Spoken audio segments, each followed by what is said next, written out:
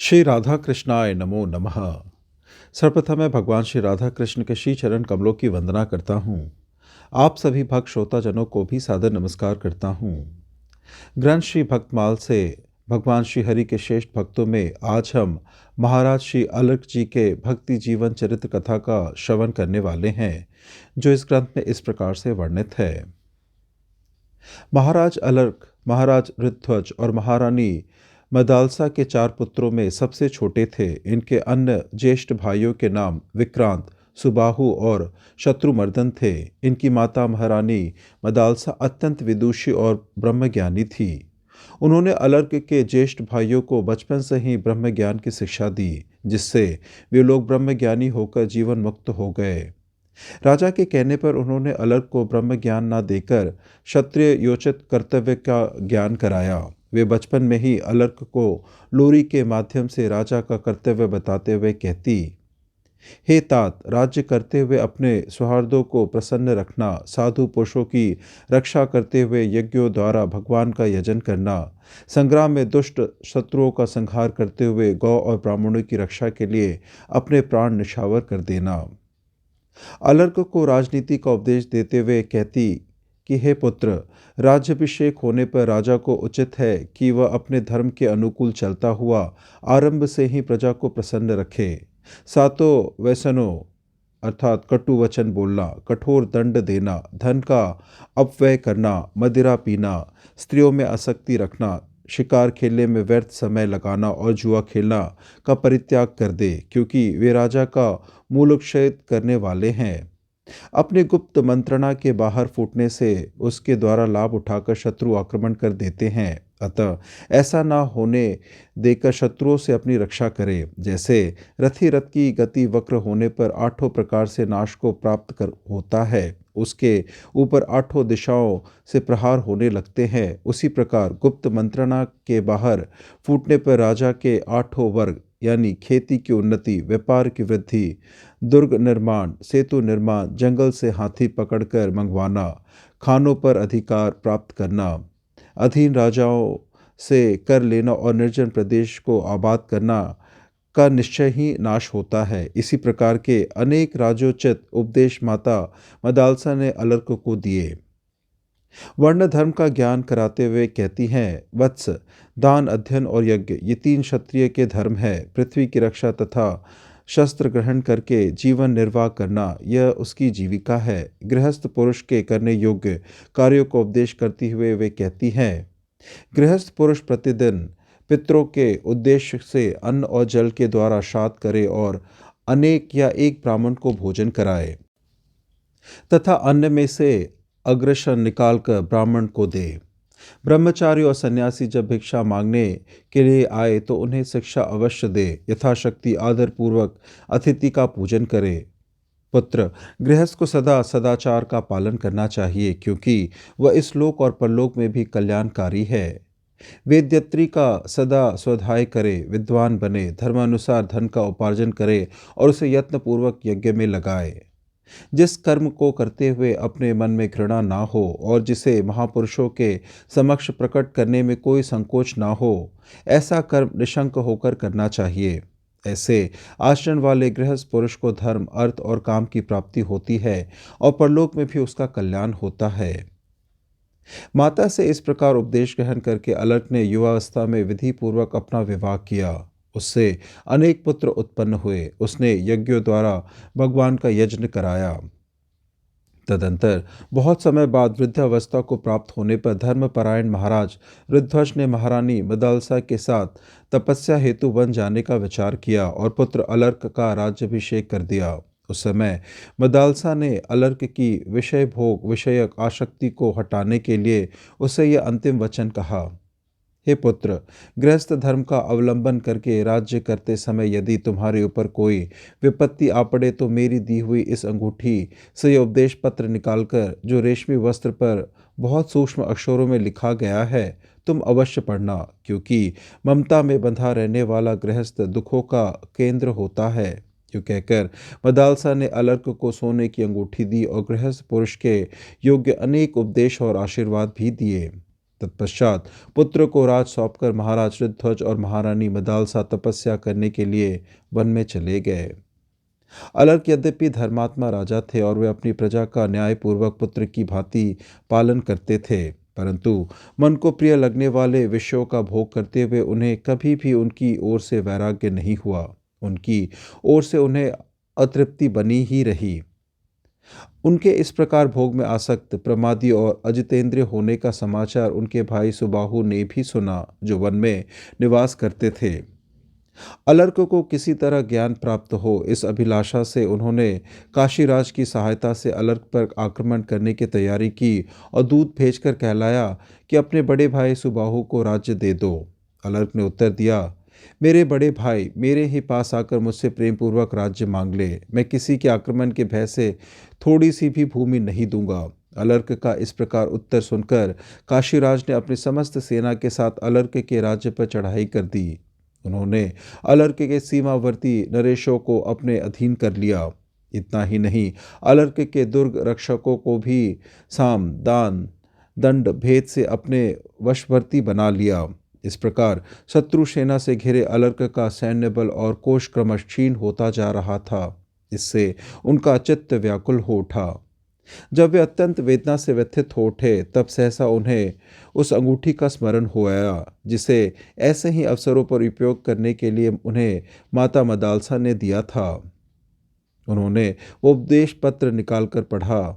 उसमें लिखा था, शंग सर्वात्मना त्याज्य सचेतयुक्त न शक्तये सशब्धि सकर्तव्य सता संगो ही भेजश्चम काम सर्वात्मना हेयो हेतु चेक्षक्ते न स मुमुक्षा प्राति तात्पर्य सैव तास्यपि भेषजम।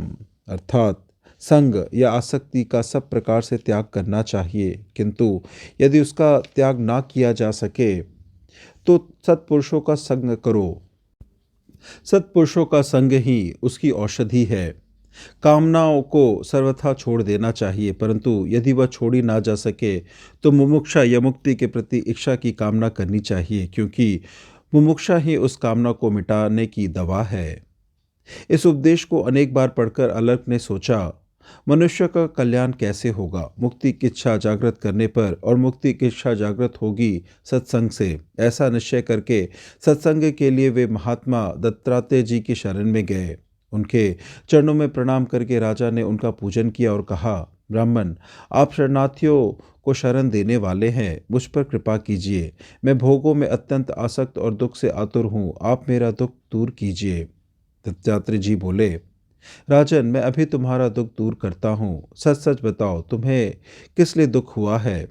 अलर्क ने कहा, भगवान, इस शरीर के बड़े भाई यदि राज्य लेने की इच्छा रखते हैं तो यह शरीर तो 5 भूतों का समुदाय मात्र है। गुण की ही गुणों में प्रवृत्ति हो रही है, अतः मेरा उसमें क्या है?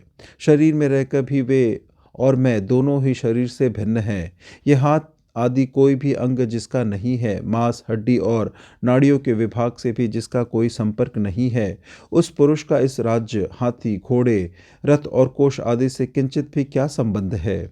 इसलिए ना तो मेरा कोई शत्रु है, न मुझे दुख या सुख होता है, और ना नगर तथा कोष से ही मेरा कोई संबंध है। यह हाथी, घोड़े आदि की सेना ना सुबाहु की है, न दूसरे किसी की है, और ना ही मेरी ही है। जैसे कलसी, घट और कमंडलू में एक ही आकाश है तो भी पात्र भेद से अनेक सा दिखाई देता है, उसी प्रकार सुबाहु, काशीराज और मैं भिन्न भिन्न शरीर में रहकर भी एक ही है।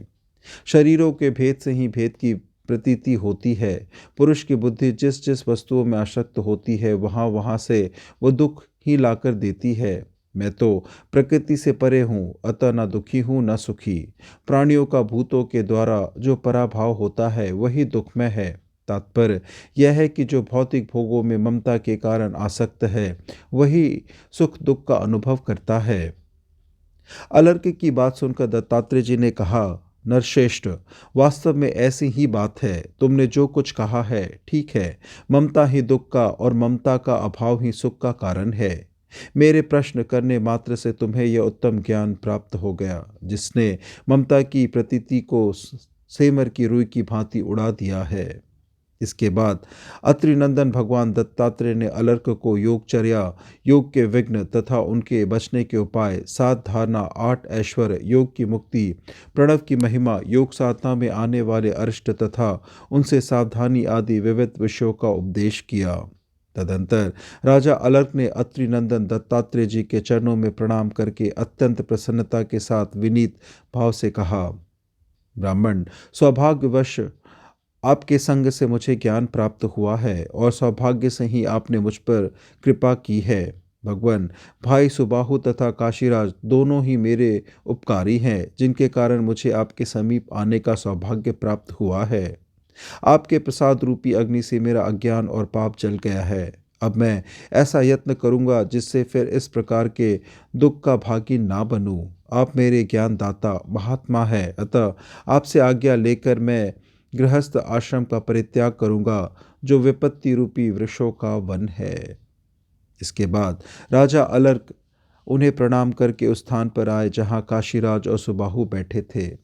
उन लोगों के निकट पहुंचकर अलर्क ने हंसते हुए कहा, राज्य की इच्छा रखने वाले काशीराज, अब आप इस राज्य को भोगे अथवा आपकी इच्छा हो तो भाई सुबाहु को दे दे। अलर्क की यह बात सुनकर काशीराज ने कहा, अलर्क, तुम क्षत्रिय धर्म के ज्ञाता हो, फिर बिना युद्ध किए राज क्यों छोड़ रहे हो? अलर्क ने कहा, नरेश्वर, तुम्हारे भय से अत्यंत दुख पाकर मैंने योगेश्वर दत्तात्रेय जी की शरण ली और उनकी कृपा से अब मुझे ज्ञान प्राप्त हो गया है। समस्त इंद्रियों को जीतकर तथा सब ओर से आसक्ति हटाकर मन को ब्रह्म में लगाना और इस प्रकार मन को जीतना ही सबसे बड़ी विजय है। अतः अब मैं तुम्हारा शत्रु नहीं हूँ, तुम भी मेरे शत्रु नहीं हो तथा ये सुबाहु भी मेरे अपकारी नहीं है। मैंने इन सब बातों को अच्छी तरह समझ लिया है। अलर्क के यो कहने पर राजा सुबाहु अत्यंत प्रसन्न होकर उठे और धन्य धन्य कहकर अपने भाई का अभिनंदन करने के पश्चात वे काशीराज से इस प्रकार बोले, नृपश्रेष्ठ, मैं जिस कार्य के लिए तुम्हारी शरण में आया था वह सब पूरा हो गया, अब मैं जाता हूँ। काशीराज ने आश्चर्यचकित होते हुए कहा, सुबाहो, तुम किस लिए आए थे? तुम्हारा कौन सा कार्य सिद्ध हो गया? मुझे तुम्हारी बातों से बड़ा कौतूहल हो रहा है। सुबाहु ने कहा, काशीराज, मेरा यह छोटा भाई तत्वज्ञ होकर भी सांसारिक भोगों में फंसा हुआ था। मेरे 2 बड़े भाई परम ज्ञानी हैं। उन दोनों को तथा मुझे हमारी माता ने बचपन में ही तत्व ज्ञान दिया था, किंतु यह अलर्क उस ज्ञान में वंचित रह गया। इस अलर्क को गृहस्थ आश्रम के मुंह में फंसकर कष्ट उठाते हुए देखकर हम तीनों भाइयों को कष्ट होता था। तब मैंने सोचा, दुख पड़ने पर भी इसके मन में वैराग्य की भावना जागृत होगी, अतः युद्धोग के लिए आपका आश्रय लिया। राजन, आपके संगम से मैंने यह बहुत बड़ा कार्य सिद्ध कर लिया। तुम्हारा कल्याण हो, अब मैं जाऊंगा। काशी नरेश ने यो कहकर परम बुद्धिमान सुबाहु चले गए। काशीराज ने भी अलर्क का सत्कार करके अपने नगर की राह ली। अलर्क ने अपने ज्येष्ठ पुत्र का राज्याभिषेक कर दिया और स्वयं सब प्रकार की आसक्तियों का त्याग करके आत्मसिद्धि के लिए वन में चले गए। वहां बहुत समय तक वे निर्द्वंद एवं परिग्रह शून्य होकर रहे और अनुपम योग संपत्ति को पाकर परम निर्वाण पद को प्राप्त हुए। इस प्रकार से भक्तमाल ग्रंथ में वर्णित महाराज श्री अलर्क के भक्ति जीवन चरित्र कथा यहीं संपन्न होती है। श्रवण करने के लिए और अपना बहुमूल्य समय देने के लिए आपको धन्यवाद। श्री राधा कृष्णाय नमो नमः।